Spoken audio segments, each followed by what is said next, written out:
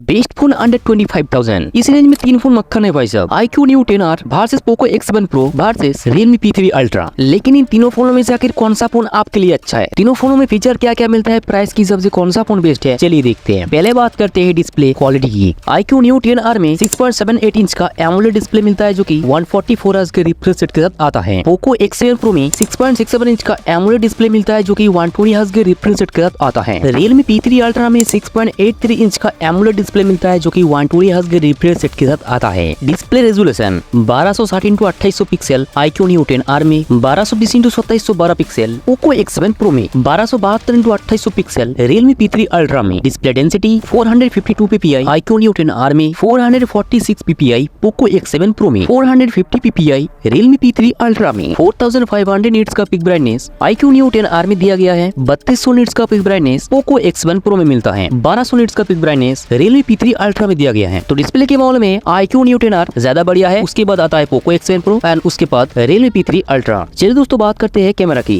iQOO Neo 10R में back में आपको डुअल कैमरा मिलता है जो कि मेन कैमरा आता है 50 मेगापिक्सल का वॉइस कैमरा और 8 मेगापिक्सल का ultra wide. Poco X7 Pro में भी आपको बैक में डुअल कैमरा मिलता है जो कि मेन कैमरा आता है 50 मेगापिक्सल का वॉइस कैमरा और 8 मेगापिक्सल का ultra wide. Realme P3 Ultra में भी आपको बैक में डुअल कैमरा मिलता है जो कि मेन कैमरा आता है 3 मेगापिक्सल का वॉइस कैमरा और 8 मेगापिक्सल का अल्ट्रा वाइड। तो बैक कैमरा के मामले भाई साहब तीनों फोन लगभग सेम है। अगर मैं बात करता हूँ सेल्फी की, 32 मेगापिक्सल का सेल्फी iQOO Neo 10R में दिया गया है, 20 मेगापिक्सल का सेल्फी पोको X7 Pro में मिलता है और 16 मेगापिक्सल का सेल्फी Realme P3 Ultra में दिया गया है। चलिए दोस्तों बात करते हैं एक और मेन पॉइंट की जो कि है प्रोसेसर। iQOO Neo 10R में आपको Qualcomm Snapdragon 8 Gen 3 मिलता है जो कि 4 नैनोमीटर टेक्नोलॉजी पर बेस होने वाला प्रोसेसर है। इस प्रोसेसर का आंतरिक स्कोर 14 लाख के आसपास आता है। सीपीयू का single core score 2019, multi core score 5570। Poco X7 Pro में MediaTek Dimensity 8400 Ultra मिलता है। ये भी एक 4 नैनोमीटर टेक्नोलॉजी पर बेस होने वाला प्रोसेसर। इस प्रोसेसर का आंतरिक स्कोर 16 लाख के आसपास आता है भाई। सीपीयू का single core score 1571, multi core score 6033। Realme P3 Ultra में आपको मिलता है MediaTek Dimensity 8350। ये भी एक 4 नैनोमीटर टेक्नोलॉजी पर बेस होने वाला प्रोसेसर है। इस प्रोसेसर का आंतरिक स्कोर 13 लाख के आसपास आता है। सीपीयू का single core score 1285, multi core score 4325। तो ज्यादा बढ़िया प्रोसेसर आपको पोको X7 Pro में मिलता है भाई।